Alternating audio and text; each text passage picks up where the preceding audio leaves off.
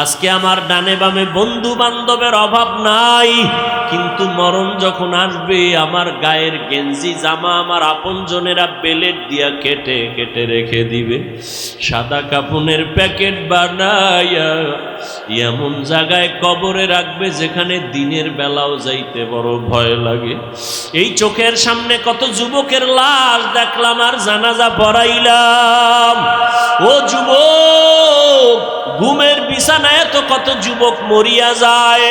তুমি যে ঘুমাইতে যাও তোমার কি ভয় লাগে না ঘুমের মধ্যে যদি আজরাইল আইসা হাজির হয় আর তুমি উঠতে পারবা না? ও যুবক বাবা, এখনো সময় আছে, তওবা করে নেও। আল্লাহর আযাব সইতে পারবা না রে বাবা। এত আমল, এত নামাজ, এত রোজা, এত সুন্দর ইখলাস আর তাকওয়া সাহাবায়ে কেরামরা করার পরও তারা মৃত্যু পর্যন্ত কান্না করেছেন। আবু বকরের কান্নার আওয়াজ, ওমরের কান্নার আওয়াজ, ওসমান রাদিয়াল্লাহু তাআলা আনহুর কান্নার আওয়াজ। আল্লাহর আদালতে কেমনে দাঁড়াবো? ও বাবারা, তোমার আমার মায়ার নবী, যে নবীর কোনো গুনাহ নাই, সেই নবী পর্যন্ত হাসরের মাঠের কথা স্মরণ করে কান্না করতেছেন। আম্মাজান আয়েশা রাদিয়াল্লাহু আনহা বলেন, নবী আপনি কাঁদেন কেন? কিয়ামতের ভয়ানক অবস্থার জন্য কান্না করি। আমার উম্মতের কি উপায় হবে হাসরের মাঠে? নবীরা পর্যন্ত বেকারার হয়ে কাঁদবেন, উম্মতের কথা ভুলে যাবেন। আমার উম্মতের কি উপায় হবে সেই সময়? আমার উম্মতেরা কোথায় চলে যাবে? আমার উম্মত জাহান্নামে যদি যায়, আমি নবী জান্নাতে যেতে পারবো না। ও নবীর আশেক, নবী যদি কান্না করতে পারেন হাসরের ভয়ঙ্কর অবস্থার কারণে, তোমার আমার কপাল এত খারাপ, গুনার কারণে দিলটা পাথর, এ কারণে চোখে পানি নাই। গুনার কারণে হাত না পাক, চোখ না পাক, জিহ্বা না পাক, অন্তর না পাক। এখনো সময় আছে, তওবা করে নেও। আল্লাহকে মনে মনে ডাকো আর বলো, হে আল্লাহ, এই ময়দানে আমার মতো গুনাহগার আর কেউ নাই রে আল্লাহ।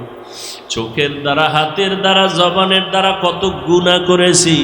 আমার ভাই, আমার মা, আমার বোনেরা কেউ আমার গুনার খবর জানে না।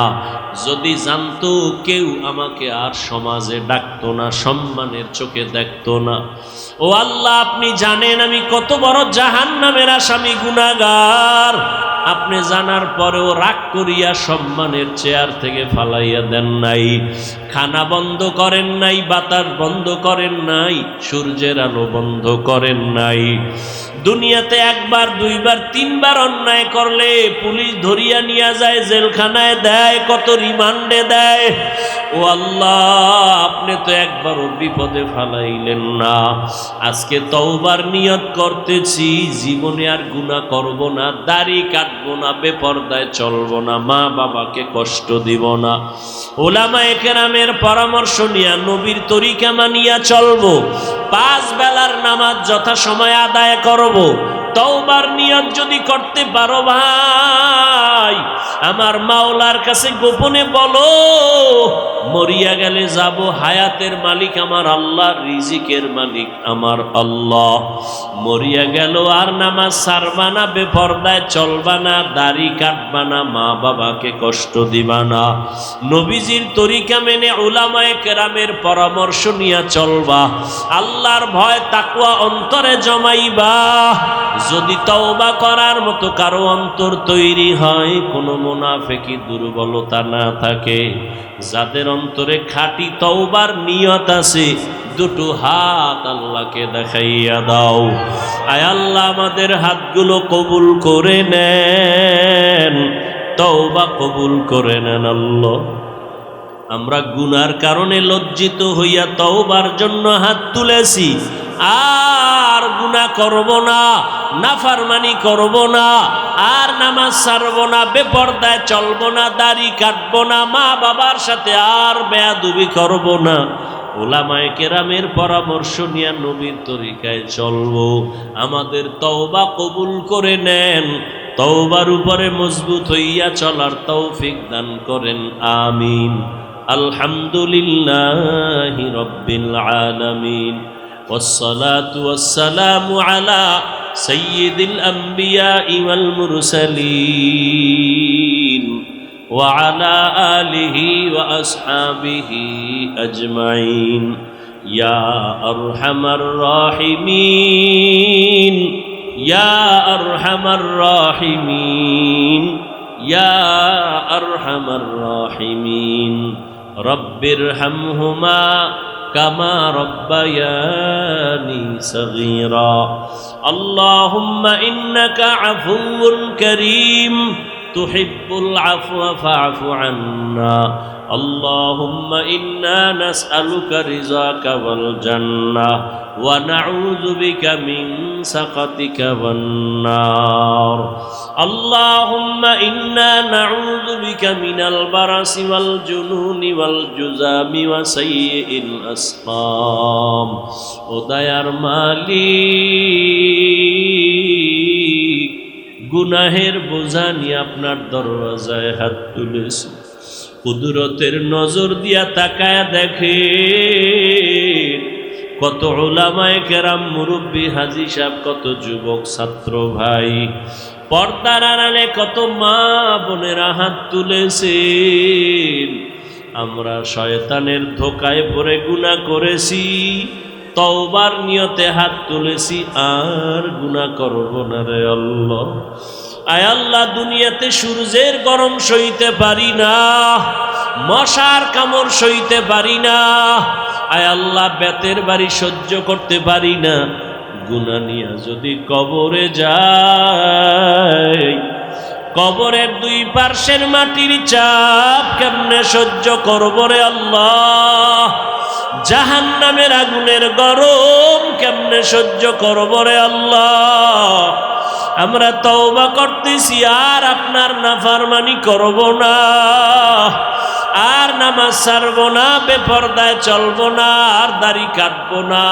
আর বেয়াদবি করব না হারাম খাবো না ও আল্লাহ মেহেরবানি করে আমাদের জীবনের গুনাহ মাফ করে দেন মাহফিল কবুল করে নেন আয়োজনকারীদের কবুল করে নেন সহযোগিতা দান সদকা যারা করেছেন কবুল করে নেন এলাকায় শান্তি দান করেন আল্লাহ পরস্পরে মিল মোহাব্বত বাড়ায়া দেন আল্লাহ আয় আল্লাহ যারা কামাই রুজি ব্যবসা করে বরকত বাড়ায় দেন হারাম থেকে হেফাজত করেন হালালে বরকত দান করেন পরিবারে শান্তি দান করেন মা বোনদের আবেদা বানায় দেন সন্তানগুলো নেককার বানায় দেন আমার কলিজার যুবকদের দিনদার বানায় দেন মোবাইলের গুনাহের থেকে হেফাজত করেন আল্লাহ আমার কলিজার প্রত্যেকটা যুবক সহ সবাইকে মোবাইলের গুনাহের থেকে হেফাজত করেন আল্লাহ আয় আল্লাহ সুন্নাতওয়ালা জিন্দেগি দান করেন নবীজির রওজা বাইতুল্লাহ জিয়ারতের জন্য কবুল করে নেন ইয়া আইয়ুহান নাস আনতুমুল ফুকারা ইলাল্লাহ والله هو الغني الحميد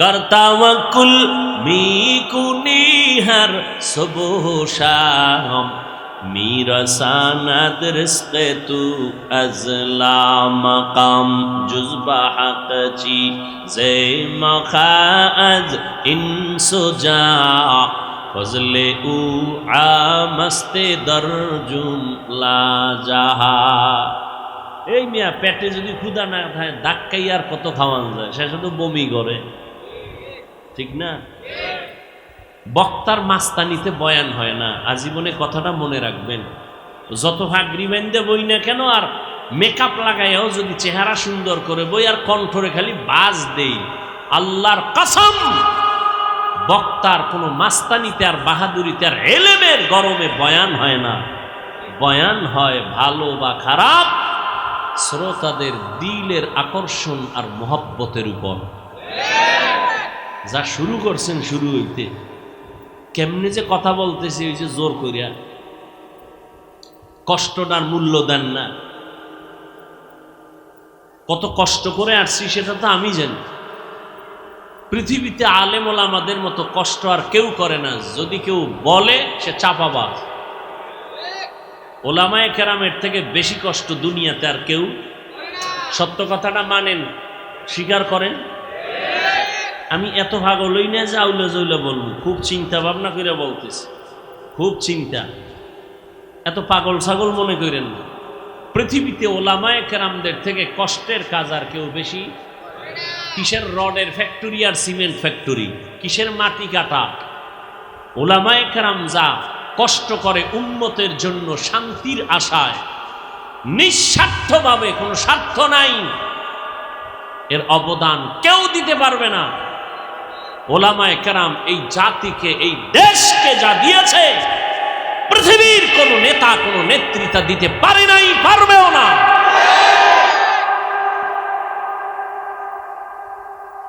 দুনিয়াতে যারা কিছু দেয় তারা কিছু চায়, কিছু। এক কথায় বলবো, ও যুবক, কথাটা লিখে রাখবি, পারলে রাস্তার মোড়ে টানায় দিবি পেস্টুন বানাইয়া। 200-300 টাকাও যদি খরচ যায়, লিখে লিখে টানায় দিবি।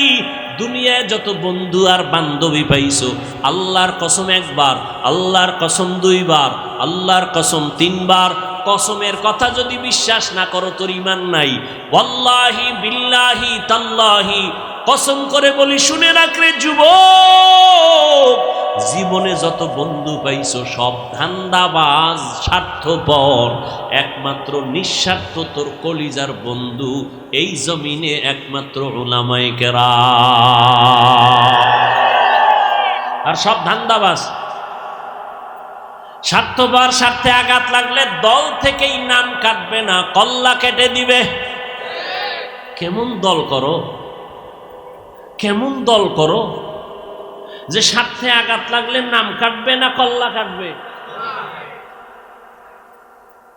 আর উলামায়ে কেরাম তোমাদের পাও ধরে ধরে বয়ান করে, তাবলীগওয়ালারা, পীর সাহেবরা, জুমার খতিব সাহেবরা। বিনিময়ে তুমি গালি ছাড়া কিছুই দাও না, বকা দাও, সালাম দাও না। বাপ লয়ে থাকো, হুজুর আমারে দিবে। কারণ আমগো মসজিদের টাকা নিয়ে চলে, খানা খায়। আমি কেন ইমাম সাহেবরে সালাম দিব? আমি রিক্সার ড্রাইভারের ইমাম সাহেব সালাম দিবে। ও আল্লাহর বান্দারা, যতই তুমি করতে চাও, যা কিছু করো, কোনোদিন আলেম কষ্ট পায় না, গালিও দেয় না, বরদোয়াও করে না, বরং দেখলেই আগে সালাম দিয়া হাসি মুখে কথা বলে। মহামারী করোনায় মাস্কের উপরে মাস্ক, ট্রিপল মাস্ক লাগায় মরবে না। 2টা শিক্ষিত কুলাঙ্গার সন্তান, শিক্ষিত কুলাঙ্গার, করোনায় বাবায় আক্রান্ত হয়ে মরে গেল। টাকা দিয়া এলাকার গরিব ছেলেদের কয় বাবার লাশটা রাস্তায় ফেলে আস। রাস্তায় ফেলে আসলো, জানালা দরওয়াজা লক করে দিল। সন্তান একটা নজর তাকাইয়াও দেখলো না বাবার লাশটা কুত্তায় খাইলো নাকি জানাজা হলো। ও জাতি, ইতিহাস ভুলিও না রে বাবা। এই সোনার বাংলায় শত শত করোনার লাশ আমার টুপিওয়ালা আলেম ওলামারা কাঁধের মধ্যে নিলেন, গোসল করাইলেন, কাফন পরাইলেন, জানাজা পরাইলেন, কবরে দাফন করছেন। শত শত লাশ করোনার হুজুরেরা কবরে রাখলেন, গোসল করাইলেন। ইতিহাস ভুলিস না রে যুবক, একজন হুজুরেও করোনায় মরে না। মরছে। করোনায় কত ব্যবসায়ীর ব্যবসা নাই, করোনার কারণে কত চাকরিজীবীর চাকরি নাই। স্কুল বন্ধ, কলেজ বন্ধ, ভার্সিটি বন্ধ, চাকরি বন্ধ, ট্রেন বন্ধ, গাড়ি বন্ধ, ফ্যাক্টরি বন্ধ, সব বন্ধ। একটা মাদ্রাসাও বন্ধ হয় নাই।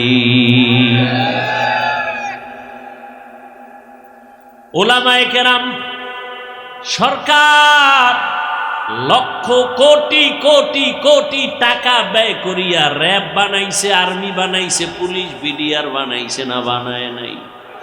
এদের হাতে অস্ত্র দিছে, লাঠি দিছে, উল্টা পাল্টা করলে বেত্রাঘাত করো, দুর্নীতি বন্ধ করো, পারে নাই। পারছে? দুর্নীতিতে সোনার বাংলা চ্যাম্পিয়ন হয়ে গেছে। কিন্তু তাকাইয়ে দেখছো রে যুবক, বেতের বাড়ি লাগে নাই, সরকারের 1 টাকাও খায় নাই। এই আলেম ওলামারা মানুষের দ্বারে দ্বারে গিয়া পাও দইরা দইরা বিনয়ের সাথে বয়ান কইরা, কান্না দিয়া, দোয়া দিয়া এই সমাজের হাজার হাজার লাখ লাখ মানুষের নামাজি বানাইছে, সন্ত্রাসীরে পাক্কা মুমিন বানাইছে, মদ পান করনেওয়ালার মদের বোতল ফালাইছে। আগে নামাজ পড়তো না, এখন নামাজ ছাড়ে না। আজের রোজা রাখতো না, এখন রোজা ছাড়ে না।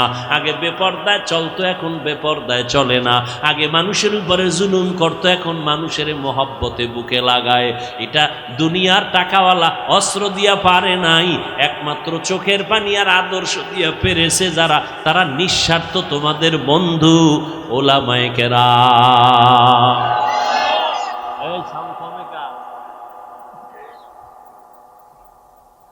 ভাইরা আমার, এখানে এক ওয়াজ চলতেছে আর ওদিকে আর এক ওয়াজ চলতেছে। শুরু হইতে অনেক কে যে বয়ান করে আল্লাহ। মানুষের জ্ঞান, ওই যে বললাম বুঝ, মানুষের বুঝ। আমরা শিক্ষক দেখলে জুতা সোজা করমু, দোয়া নিউ, আবার কেউ শিক্ষক দেখলে গায়ে দিয়া পাড়া দিয়া যায়, গায়েও লাগে না। বুঝ। কেউ অধীর আগ্রহে কষ্ট করে, কেউ বসা, কেউ দাঁড়ানো বয়ান শুনতেছে, হ্যাঁ, আর কেউ অন্য জগৎ নিয়ে চিন্তা আছে। কি পেটের ধান্দা আছে নি অনেক, তবারক, খিচুড়ি, হ্যাঁ, কি হেন কি হালুয়াটা কি, এত কথা।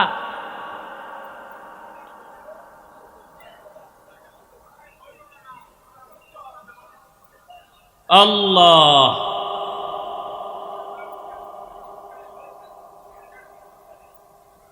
আল্লাহ আমাদের সবাইকে হেদায়াত দান করে।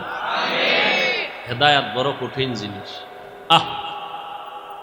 এই মিয়া, পুলিশে আর পুলিশের নাম লইলে ঝামেলা। পুলিশের উপর একটা আস্থা নষ্ট হয়েছে অনেকের, না? এই দোষ পুলিশের না, কোন পুলিশের দোষ না। কি যাও, এটা আপনারাও বুঝেন। পুলিশে আসামি ধইরা থানায় নিয়ে ভিডা দিছে। কি দিছে? আসামি কোনো কান্না নাই, হুদা চিল্লায়, কোনো কান্না। খুব খেয়াল করেন তো কথাটা। আর একজন আল্লাহর প্রিয় বান্দা স্টেজে বসে ওয়াজ করতেছে, 500 হাত দূরে বসে একটা যুবক কাঁদতেছে। ওরে মারলো কে? একটু বুঝো বাবা, জ্ঞান খাটাও। পুলিশে আসামি পিটায়, কাঁদে না। আর একজন আল্লাহর বান্দা বয়ান করে, 500 হাত দূরে বসে একটা যুবক হাউমাউ করে কাঁদে, আল্লাহ মাফ করে দাও। ওরে মারলো কে? একটু ব্রেন খাটাও, জ্ঞান খাটাও। কয়দিন আর বাহাদুরি করবা? মহামারী করোনায় কত তাজা লাশ চোখের সামনে চলে গেল। এমন একটা দিন নাই পানির নিচে, গাড়ির নিচে লাশের খবর নাই। কয়দিন আর বাহাদুরি করবি রে যুবক? কয়দিন আর বাহাদুরি করবা? যতই মাস্তানি করো, মরণ যেদিন আসবে কেউ তোমারে আর কাছে ডাকবে না, কাছে আসবে না। আল্লাহ পাক রব্বুল আলামিন বলেন, যালিকাল কিতাবু লা রাইবা ফীহি, এটা কোরআন এমন একটা কিতাব যার মধ্যে কোনো ভুল আছে? ভুল? 1500 বছর পর্যন্ত কত শত মহা ব্যক্তিরা আল্লাহর কোরআনের ভুল বের করার জন্য অপচেষ্টা করেছিল, পারে নাই। বরং বহু বিধর্মী কালেমা পড়ে কোরআনের কাছে মুসলমান হয়েছে। আমরা তো এখনো বলি কোরআন শরীফের একটা ভুল বের করে দাও। এটা তো আমরা সিন্ধুকে তালা মেরে রাখি নাই, এটা ওপেন। হিন্দু ভাই যদি বলে কোরআন পড়বো, আমি টাকা দিয়ে কিনে দিব, নাও তুমি পড়ো, কারণ এটা এমন একটা কিতাব যেটা ধরলে বরকত হয়, যেটা দেখলেও বরকত, যেটা পড়লেও বরকত হয়। যেই কথা শুনলে এত দিল কাঁদে, দুনিয়ার আর কোনো কবিতা এত দিল কাঁদে না। এই কালামে জিন্দা কুরআনে হাকিম, হিকমতে উলায়া জালাস্তু কাদিম। আল্লাহর কোরআনে কোনো ভুল আসেনি? এই যুবকেরা বলো বাবা, আল্লাহর কোরআনে কোনো ভুল আসেনি? আমাকে একটু জবাব দাও, এই কোরআন আল্লাহ পাক যে দিলেন, নবী বললেন দুই জিনিস ধরে রাখো, কোরআন আর আমি মুহাম্মদের আদর্শ। ও যুবক বাবারা, মদিনার নবীর আদর্শে টুপি বললাম, দাড়ি রাখলাম, নামাজ পড়ি, পর্দা করি, হালাল খাই, গালি দেই না, বলো আমগো সম্মান কমছে, তুমগো সম্মান বাড়ছে? হ্যাঁ, বরং সারা দুনিয়াতে মুসলমানের দুশ্মন। এর বড় ১৫০০ বছর পরেও দেখো, যাদের কাছে নবীর আদর্শ আছে এদের সম্মান এখনো কমে নাই। হিন্দুরাও সম্মান করে, মহব্বত করে, ভিন্ন ধর্মের মানুষেরাও মহব্বত করে, সম্মান করে। ও যুবক, আল্লাহর কোরআনের মধ্যে বলো, একটা ভুল যদি কেউ বের করে দাও, আমি এখন দাড়ি কেটে ফেলবো, নামাজ বন্ধ, সব জামা কাপড় ফালাইয়া প্যান্ট শার্ট টাই লাগায় নাচ গান শুরু করে দিব, পারবা? একটা ভুল বের করতে পারবা না রে বাবা। বরং এবার বলো, ওই কোরআন শরীফে জান্নাতের বয়ান আসেনি? জাহান্নামের বয়ান আসেনি? কে জান্নাতে যাবে, কে জাহান্নামে যাবে, তাও আমার আল্লাহ বয়ান করেছেন। আল্লাহ বলেন, আমি কোরআনটা কেন দিলাম?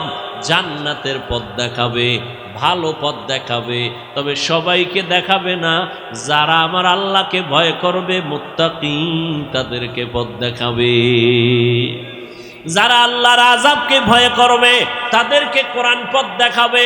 পথ দেখানো মানে আল্লাহ তাদেরকে কুদরতি সাহায্যে, হেদায়াতের দৌলত দিয়া, মরার আগে জান্নাত দেখাইয়া তারপরে আজরাইলের হাতে জীবন দিয়া দিবে।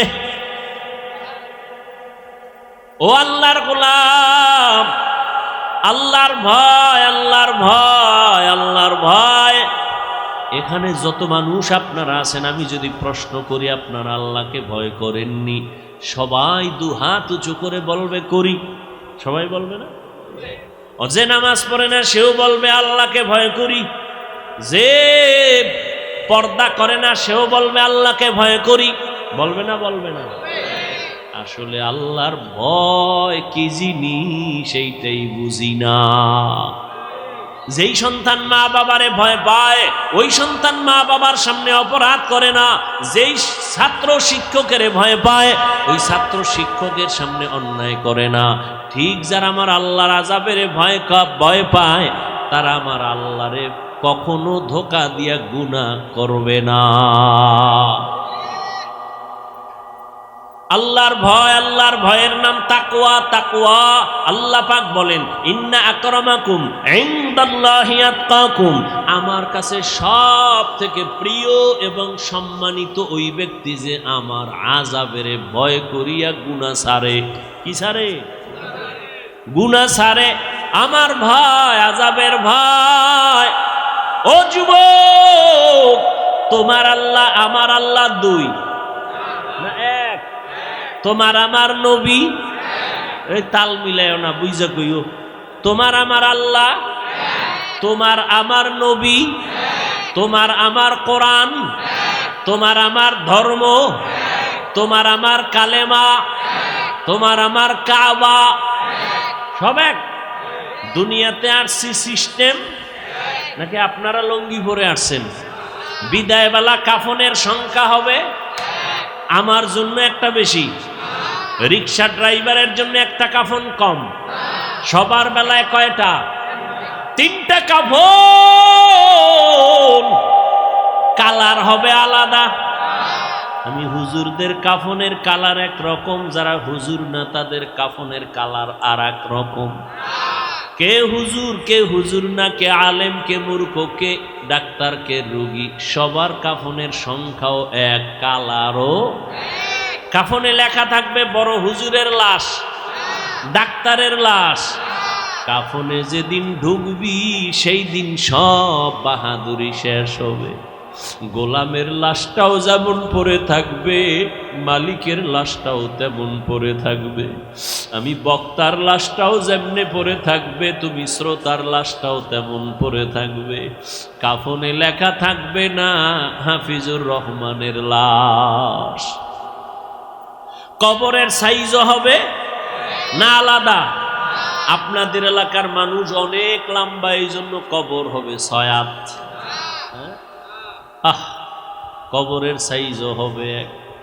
কবরে মাটি দিয়া সবাই চলে যাওয়ার পরে প্রশ্ন হবে 3টা, সবার বেলায় এক নাকি আলাদা? হুজুরদের প্রশ্ন একরকম, আপনাদের আর এক রকম। কে হুজুর, কে আলেম, কে মূর্খ, কে ধনী, কে গরিব, কে আলেম, কে শিক্ষিত, শিক্ষিত ভেদাভেদ নাই। সবার কবরে 2 ফেরেশতা চলে আসবে, 3টা প্রশ্ন করবে সবার এক। রবের পরিচয় দাও, ধর্মের পরিচয় দাও, রহমাতুল লিল আলামিনের পরিচয় দাও। তুমি কোন মাদ্রাসার ছাত্র বা শিক্ষক জানার দরকার নাই, তুমি কোন দলের নেতা জানার দরকার নাই, তুমি কয় টাকার মালিক জানার দরকার নাই। 3টা প্রশ্নের জবাব দাও। রবের পরিচয় দাও, ধর্মের পরিচয় দাও, রহমতের নবীর পরিচয় দাও।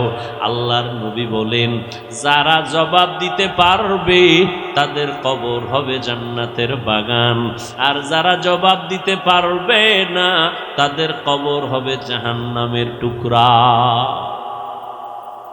বয়ান তো কম হয় না, দেখছেন নি এই এলাকায় কত না ঝামেলা, মানুষ কতটা আতঙ্কের ভিতরে, নিজেদের মধ্যে একটু দ্বন্দ্ব, নিজেদের মধ্যে ভুল বুঝাবুঝি। ও আল্লাহ, আপনি তো সব পারেন, অন্তরটারে ঘুরাইয়া দিতে পারেন। আমার অন্তর দিয়া আর একজনাকে ভালোবাসি, আর একজনার অন্তরের ভেতরে আমার প্রতি ভালোবাসা, এটা টাকা দিয়া বাড়ানো যায় না, কমানো যায় না। আল্লাহ নিজে কন্ট্রোল করেন। ও আল্লাহ, এই পার্বত্য অঞ্চলের যে যেই দল আর জাতি বর্ণ যে যাই হোক না কেন, সবাইকে মিলে মিশে এ জমিনে বিচরণ করার তৌফিক দান করেন। এত বয়ান, এত বয়ান, এত বয়ান, তাবলিগওয়ালাদের বয়ান, পীর সাহেবদের বয়ান, জুমার দিনের বয়ান, আমগো বক্তাদের বয়ান,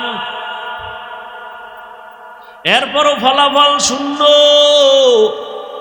আলেম ওলামা বেশি, মাদ্রাসা বেশি, মসজিদ বেশি, তাবলিগ বেশি নাকি না কম? বেশি। বেনামাজি কমছে, কমছে, বেপর্দা কমছে নি? বিষয় একটা বাড়লে আর একটা কমে যাবে। আলেম বাড়লো, মাদ্রাসা বাড়লো, মসজিদ বাড়লো, বয়ান বাড়লো, তাবলিগ বাড়লো, পীর বাড়লো, বেনামাজি কমে না কেন? বেপর্দা কমে না কেন? রক্তপাত কমে না কেন? বরং আরো ভয়ানক অবস্থা। এর একটাই মাত্র কারণ, যতদিন পর্যন্ত মানুষের অন্তরে তাকওয়া আসবে না, আল্লাহর ভয় আসবে না, কোনো বয়ানে কাজ হবে না। আর একটু শুনবেন বয়ান, দেখেন আল্লাহর ভয় কত কঠিন। খলিফাতুল মুসলিমিন ওমরে ফারুক রাদিয়াল্লাহু তাআলা আনহু, তিনি খেলাফতের দায়িত্বে আছেন। ওই সময় বাইতুল মালের জিম্মাদারি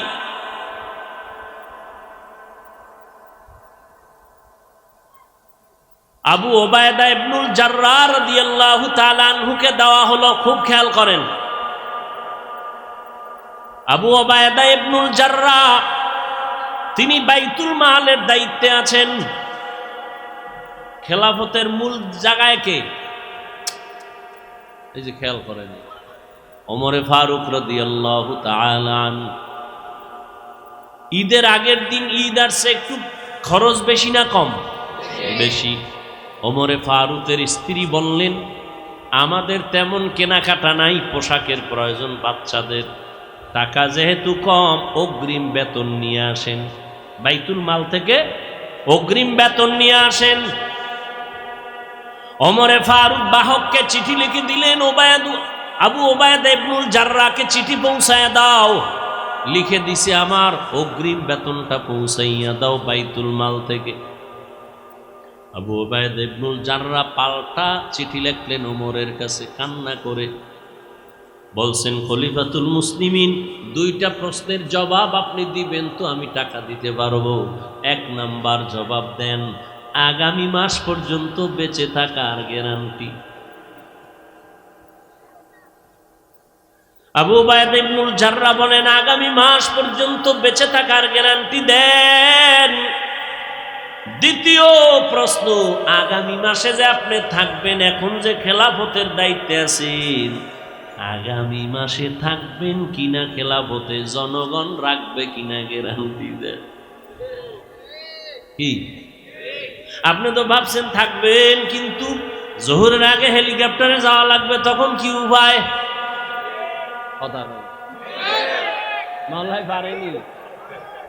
আগামী মাস পর্যন্ত ক্ষমতার চেয়ারে বসে থাকবেন, এই গ্যারান্টি আছে কিনা?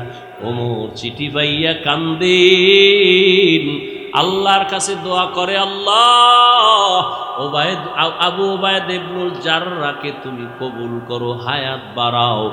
আবু ওবায়দা ইবনুল জাররাহ আমার সতর্কবাণী করে দিল, ও আল্লাহ তুমি তাকে কবুল করো। নবীও দোয়া করেছেন আবু ওবায়দা ইবনুল জাররাহর জন্য। আল্লাহর ভয় যদি অন্তরে না থাকে, এটা সম্ভব না। ওমরের খেলাফত চলতেছে, হঠাৎ দেখেন হযরত ওমর দুই বড় এক ব্যক্তি, দুইজন একটা বাচ্চা বালককে নিয়ে আসতেছে, হেসরায়া টানতে টানতে আদালতে। ওমর বলে, এই বাচ্চাটা বালকটাকে কেন নিয়ে আসছো? দুই ব্যক্তি বলে, আমরা বিচারের দাবি নিয়ে আসছি। কি? বালক আমার আব্বাকে মেরে ফেলেছে। খেয়াল করেননি? আমার আব্বাকে মেরে ফেলেছে। ওমর ডাক দিয়া কয়, রে বালক, এই দুই মানুষ ভাই, ওর বাবারে মারছো কিনা? বলে, হ্যাঁ মেরেছি, তবে আমি ইচ্ছা করে মারি নাই। আমি রাখাল, আমার পালিত উটের উপরে এসে একটা পাথর নিক্ষেপ করেছিল, যে কোনো কারণে আমার উট মরে মরে যাবে অবস্থা, আমি রাগ করে পাথরটা উল্টা আবার মারছি, তার মাথায় গিয়া লাগছে, সে মারা গেছে। ওমর বললেন, এখন তোমার ফয়সালা হয়ে যাবে। কি হবে? তোমার গর্দান উড়ায় দিতে হবে, এটাই ফয়সালা। বালক কয়, আমারে 3 দিনের একটু সময় দেন, আমার একটা মনের আশা। বলে, কি? বলে, আমার এক ভাই আছে বাড়িতে, গোপন জায়গায় আমার কিছু সম্পদ আছে, আমার ভাই জানে না, আমি গিয়া সম্পদটা ভাইয়ের হাতে বুঝাইয়া এরপরে চলে আসব। কয়দিন? 3 দিন। ভালো করে খেয়াল করেন, 3 দিন। ওমর বলে, তুমি যে বাড়ি গিয়ে আবার ফেরত আসবা, তার গ্যারান্টি কি? একজনারে যদি জিম্মাদারি বানায় দেও, তোমারে ছাইরা দেব। যদি তুমি সময় মতো না আসো, তোমার জিম্মাদার যে হবে তার কল্লা ফালাবো, এটাই হবে বিচার। এবার বালক ডাক দিয়া কয়, আমার ভাই কাছে আমানতটা দিয়ে আসবো। একজন জিম্মাদার কে আছে এই আদালতে? কেউ দাঁড়ায় না, কেউ রাজি হয় না। শেষ পর্যন্ত নিরুপায় বালক, এবার তাকে ফাঁসির মঞ্চে নিয়ে যাবে। হঠাৎ খলিফাতুল মুসলিমিনের পেছন থেকে একটা হাত উঁচু হয়ে গেল। কে হাত উঁচু করেছেন? রহমতের নবীর কলিজার এক সাহাবী আবু যর গিফারি রাদিয়াল্লাহু আনহু। ডাক দিয়া কয়, খলিফাতুল মুসলিমিন, এই বালকের ছেড়ে দেন, আমি জিম্মাদারি নিলাম। এবার আবু যর জিম্মাদার হয়ে গেলেন। 3 দিন পরে বালক আসবে, না আসলে আবু যরের কল্লা যাবে।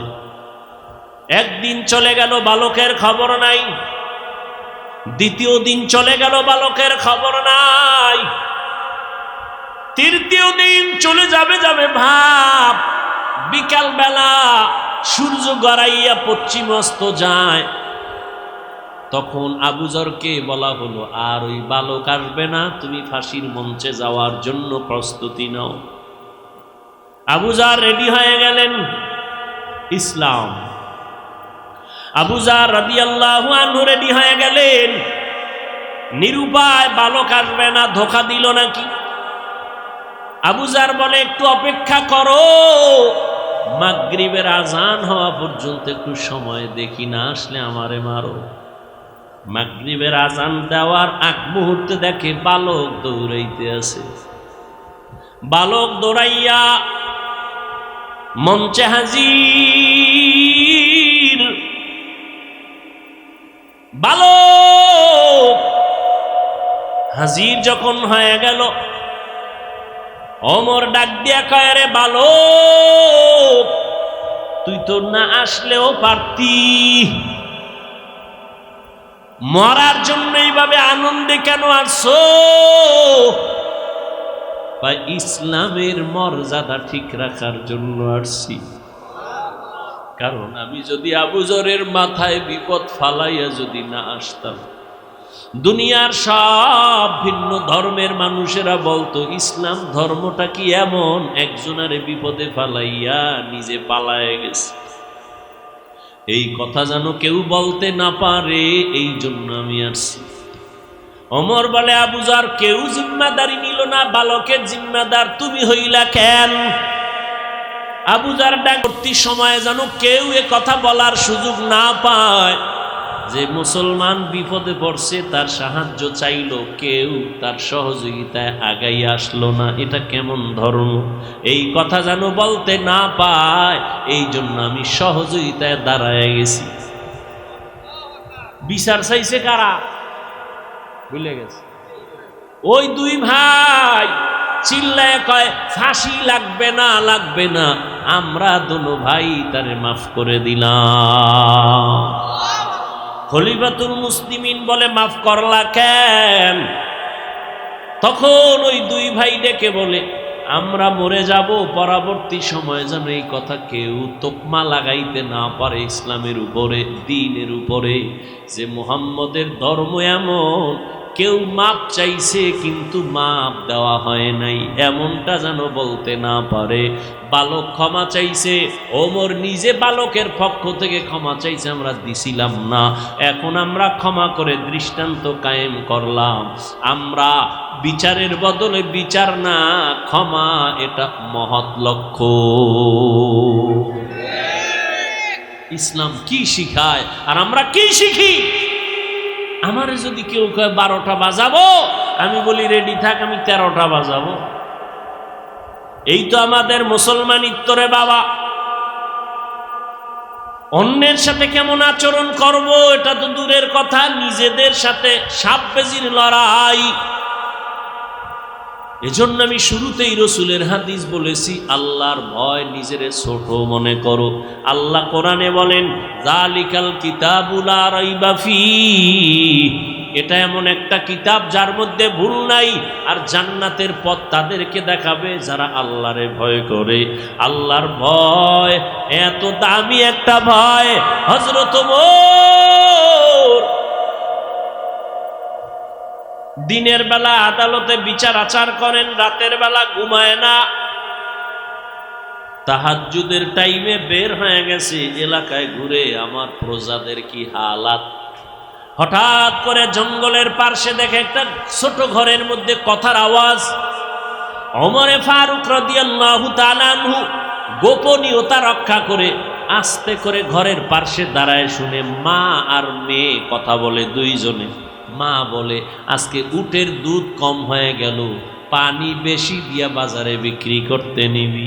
মেয়েটা ডাক দিয়া কয়, আম্মা না, খলিফাতুল মুসলিমিন ওমরের পক্ষ থেকে নিষেধ, দুধের সাথে পানি মিশানো যাবে না। মায়ে কয়, খলিফাতুল মুসলিমিন কি আসেনি, সে কি দেখবেননি, সে তো এখন ঘুমায়। মেয়েটা ডাক দিয়া কয়, রে মা, খলিফাতুল মুসলিমিন যদিও দেখবে না, আল্লাহ তো দেখবেন, ফাঁকি দেওয়া যাবে না। ওমরে ফারুক রাদিয়াল্লাহু তাআলা আনহু কথা শুইনা গোপনে চলে গেছেন, কান্না করতে করতে চলে গেলেন। পরের দিন আদালতে ওই মেয়ে মাকে ডাকলো। ওমরে ফারুক ডাকিয়া কয়, এই মা, তোমার কন্যাটার এত সুন্দর বিশ্বাস আর আল্লাহর ভয়, এই জমিনে এত তাকওয়াওয়ালা মেয়ে পাওয়া বড় কঠিন। মা, তুমি যদি রাজি হও, আমি ওমরের ছেলের জন্য তোমার মেয়েটাকে বিবাহের বন্ধনে নিব।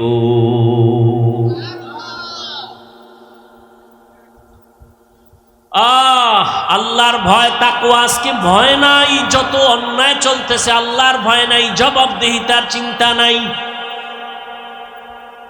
আল্লাহ বলেন, আমার ভয় অন্তরে জমা করো, আমার ভয়, আমার আযাবের ভয়। একটা ছাত্র যদি ওস্তাদের শাস্তির কারণে কান্না করে ভয়, একটা সন্তান যদি মা বাবার শাস্তির কারণে ভয়ে কান্না করে। ওরে সাহাবায়ে কেরামরা, যাদেরকে আল্লাহ জান্নাতের গ্যারান্টি দিলেন, তাদের ইতিহাস পড়ো। মৃত্যু পর্যন্ত শুধু কান্নার আওয়াজ। আল্লাহর আদালতে কেমনে দাঁড়াবো?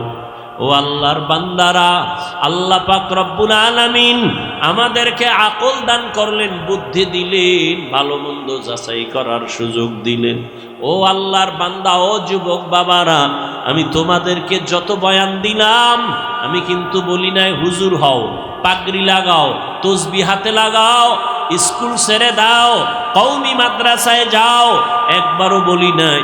বরং আমি তোমাদের সান্ত্বনা দিয়া বলি, বাবা, স্কুলে বড় বাধা নাই, কলেজে বড় বাধা নাই, চাকরি করো বাধা নাই, মা বাবার খেদমত করো, দোয়া নাও। ও আল্লাহর বান্দা, উলামায়ে কেরামের পরামর্শ নিয়া নবীর তরিকায় চলো। তুমি ডাক্তার হও, ইঞ্জিনিয়ার হও, প্রফেসর হও, কোনো বাধা নাই রে বাবা। তবে দাবি আমার বেয়াদব হইবা না। তোমার ব্যবহারে যেন মা বাবা কষ্ট না পায়, তোমার আচরণে আলেমরা কষ্ট যেন না পায়, তোমার ব্যবহারে মুরব্বীরা যেন কষ্ট না পায়। ও যুবক বাবারা, আজকে আমিও তো তোমার মতো প্যান্ট শার্ট টাই লাগায় দাড়ি কাইটা রাস্তায় যদি ঘুরতাম, কেউ আমারে বাধা দিত না। টুপি মাথায় দিলে মাথাটা গরম লাগে, তোমার থেকে কম বুঝি না। দাড়ির কারণে যৌবনের ভাব চলে যায়, কম বুঝি না। লম্বা জামার কারণে শরীর গরম লাগে, তাও বুঝি। তারপরও কেন দাড়ি ফালাই না, কেন টুপি ফালাই না রে বাবা? একমাত্র কারণ, একটু আগেও তোমাদের থেকে স্বীকৃতি নিলাম যুবক, আল্লাহর কোরআন সত্য, আল্লাহর নবীর কথা সত্য। ও যুবক বাবারা, তোমার মতো কত যুবক তাকায় দেখো, জীবনে কোনোদিন মাদ্রাসায় পড়ে নাই, স্কুল কলেজে পড়ে, জেনারেল লাইনে পড়িয়াও নামাজ পড়ে, মা বাবার সাথে ভালো ব্যবহার করে, আছে না নাই? তুমি তোমাকে জিজ্ঞাসা করো, তুমি কেন পারো না? তোমার মতো যুবক রাস্তায় গাড়ি চালায়, টাইম মতো নামাজ পড়ে নাই। তুমি তোমাকে বলো, তুমি কেন পারো না? আমি তো তোমাকে হুজুর হইতে বলি নাই, আমি তোমাকে কওমি মাদ্রাসায় যেতে বলি নাই, আমি তোমাকে তাবলীগ করতে বলি নাই। বলো, তোমার মতো যুবক সন্তানটা রাস্তায় গাড়ি চালায়, নামাজ ছাড়ে না। তোমার মতো যুবক বাবা নদীর মধ্যে মাছ ধরে, নামাজ ছাড়ে না। কৃষি কাজ করে, নামাজ ছাড়ে না। শ্রমিকের কাজ করে, নামাজ ছাড়ে না। তুমি কেন পারো না? র্যাব, আর্মি, পুলিশ, বিডিআরের চাকরি করে, নামাজ ছাড়ে না। তুমি কেন পারো না রে বাবা? ও আল্লাহর বান্দা, কি ভাবছো মনে হয় আল্লাহর কোরআন কি মিথ্যা মনে করেছো? না না, মিথ্যা না। ও যুবক বাবা, আল্লাহর কোরআনে সব কিছু বলে দিছেন। ও আল্লাহর গোলামেরা, মনটাকে একটু বুঝাও। তোমার আমার মতো যুবক যদি স্কুল কলেজে পড়িয়া নামাজ পড়ে, তুমি আমি কেন পারবো না?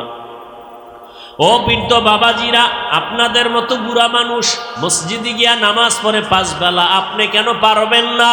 ও পর্দার আড়ালের মা বোনেরা, আপনাদের মতো কত মা বোন স্বামীর মাল হেফাজত করে, 5 ওয়াক্ত নামাজ পড়ে, মোবাইলে সময় নষ্ট করে না। ও মা, আপনাদের এত সম্মান, এত মর্যাদা, আপনারা এক সময় নতুন শাড়ি পরিয়া কত আনন্দ করিয়া স্বামীর ঘরে আসছেন। একদিন এমন সামনে আসবে সাদা কাফন পরিয়া কবরের দেশে যেতে হবে রে মা। সন্তান মা মা বলে কাঁদবে, মা আপনার জবানে কোনো আওয়াজ হবে না। এরে আম্মা জান, আপনাদের এত মর্যাদা আল্লাহ দিলেন, আপনারা নবীদের মায়ের মতো মা, সাহাবায়ে কেরামদের মায়ের মতো মা। এই স্টেজে 5টা সন্তানের মাথায় পাগড়ি দেওয়া হলো, ওরা কোরআনের হাফেজ হয়ে গেছে। ও মা, আপনার কি মনে চায় না আপনি একটা ভালো সন্তানের মা হবেন? আপনার সন্তান ডাক্তার হবে তবে বেয়াদব হবে না, আপনার সন্তান ইঞ্জিনিয়ার হবে তবে বেয়াদব হবে না, আপনার সন্তানের দ্বারা কোনো আলেম কষ্ট পাবে না, আপনার সন্তানের আচরণে কোনো মা বাবা মুরব্বীরা কষ্ট পাবে না। এমন একটা আদর্শ সন্তান যদি চান তাহলে আপনাকে আদর্শবান হতে হবে, আপনার ব্যবহার চরিত্র সুন্দর রাখতে হবে। ও আম্মা জানেরা, এখনো সময় আছে, তওবা করে নেন। মরণের পরে কবরে গেলে কেউ আপনার আর আপন থাকবে না।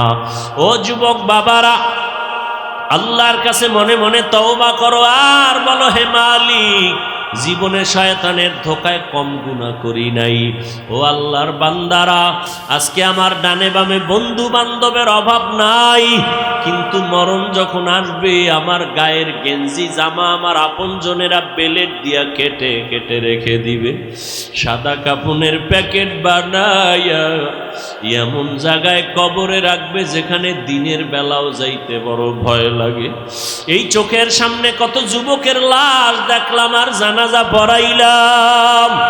ও যুবক, ঘুমের বিছানায় তো কত যুবক মরিয়া যায়, তুমি যে ঘুমাইতে যাও তোমার কি ভয় লাগে না? ঘুমের মধ্যে যদি আজরাইল আইসা হাজির হয় আর তুমি উঠতে পারবা না।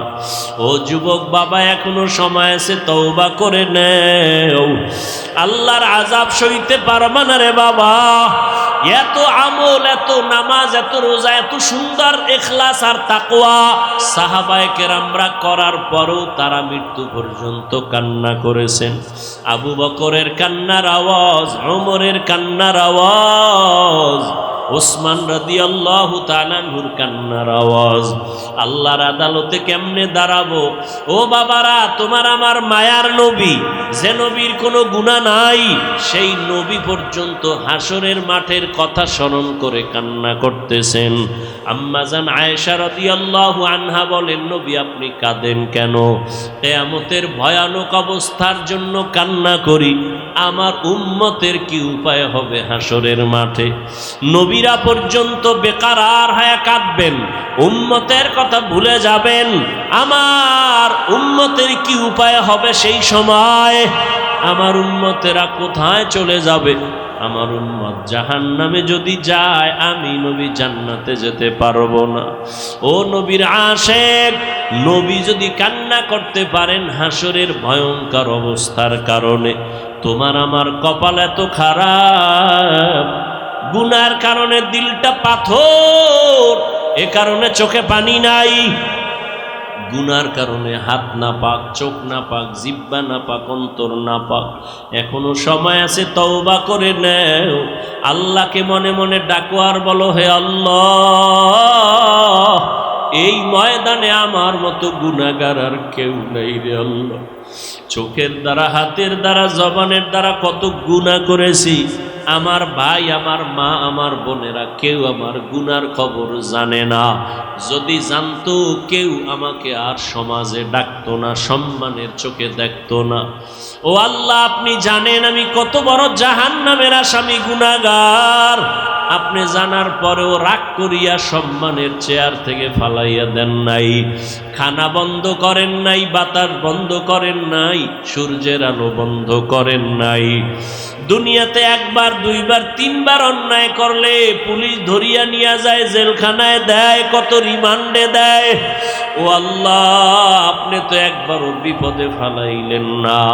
আজকে তওবার নিয়ত করতেছি, জীবনে আর গুনাহ করব না, দাড়ি কাটবো না, বেপরদায় চলবো না, মা বাবাকে কষ্ট দিব না, উলামায়ে কেরামের পরামর্শ নিয়া নবীর তরিকা মানিয়া চলবো, 5 বেলার নামাজ যথাসময়ে আদায় করব, তওবার নিয়ত যদি করতে পারো ভাই, আমার মাওলার কাছে গোপনে বলো, মরিয়া গেলে যাব, হায়াতের মালিক আমার আল্লাহ, রিজিকের মালিক আমার আল্লাহ। মরিয়া গেল আর নামাজ ছাড়বা না, বেপরদায় চলবা না, দাড়ি কাটবা না, মা বাবাকে কষ্ট দিবা না, নবীজির তরিকা মেনে উলামায়ে কেরামের পরামর্শ নিয়ে চলবা, আল্লাহর ভয় তাকওয়া অন্তরে জমাইবা। যদি তওবা করার মতো কারো অন্তর তৈরি হয়, কোনো মুনাফিকি দুর্বলতা না থাকে, যাদের অন্তরে খাঁটি তওবার নিয়ত আছে, দুটো হাত আল্লাহকে দেখাইয়া দাও। আয় আল্লাহ, আমাদের হাতগুলো কবুল করে নেন, তওবা কবুল করে নেন আল্লাহ। আমরা গুনার কারণে লজ্জিত হইয়া তওবার জন্য হাত তুলেছি, আর গুনাহ করব না, নাফরমানি করব না, আর নামাজ ছাড়ব না, বেপরদায় চলব না, দাড়ি কাটব না, মা বাবার সাথে আর বেয়াদবি করব না, উলামায়ে কেরামের পরামর্শ নিয়ে নবীর তরিকায় চলবো। আমাদের তওবা কবুল করে নেন, তওবার উপরে মজবুত হইয়া চলার তৌফিক দান করেন, আমিন। আলহামদুলিল্লাহি রাব্বিল আলামিন, والصلاة والسلام على سيد الأنبياء والمرسلين وعلى آله وأصحابه أجمعين يا أرحم الراحمين يا أرحم الراحمين يا أرحم الراحمين رب ارحمهما كما ربياني صغيرا اللهم إنك عفو كريم تحب العفو فاعف عنا اللهم إنا نسألك رضاك والجنة ونعوذ بك من سخطك والنار اللهم إنا نعوذ بك من البرص والجنون والجذام وسيء الأسقام وديار মালিক গুনাহের বোঝা নিয়ে আপনার দরওয়াজায় হাত তুলেছি কুদরতের নজর দিয়া তাকায় দেখে কত উলামায়ে কেরাম মুরব্বী হাজী সাহেব কত যুবক ছাত্র ভাই পর্দার আড়ালে কত মা বোনেরা হাত তুলেছেন আমরা শয়তানের ধোকায় পড়ে গুনাহ করেছি তওবার নিয়তে হাত তুলেছি আর গুনাহ করব না রে আল্লাহ আয় আল্লাহ দুনিয়াতে সূর্যের গরম সইতে পারি না মশার কামড় সইতে পারি না আয় আল্লাহ বেতের বাড়ি সহ্য করতে পারি না গুনাহ নিয়ে যদি কবরে যাই কবরের দুই পার্শ্বের মাটির চাপ কেমনে সহ্য করব রে আল্লাহ জাহান্নামের আগুনের গরম কেমনে সহ্য করব রে আল্লাহ আমরা তওবা করতেছি আর আপনার নাফরমানি করব না আর নামাজ ছাড়ব না বেপরদায় চলব না আর দাড়ি কাটব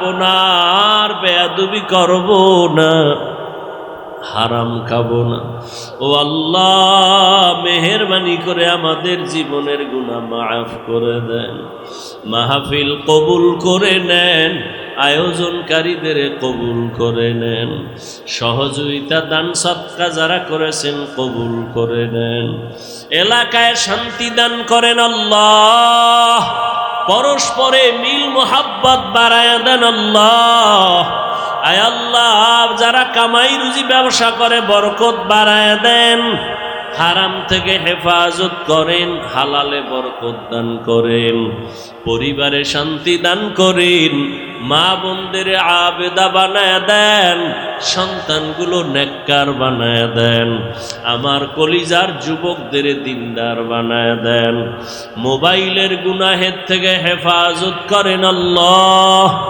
আমার কলিজার প্রত্যেকটা যুবক সহ সবাইকে মোবাইলের গুনাহের থেকে হেফাজত করেন আল্লাহ আয় আল্লাহ সুন্নাতওয়ালা জিন্দেগি দান করেন নবীজির রওজা বাইতুল্লাহ জিয়ারতের জন্য কবুল করে নেন।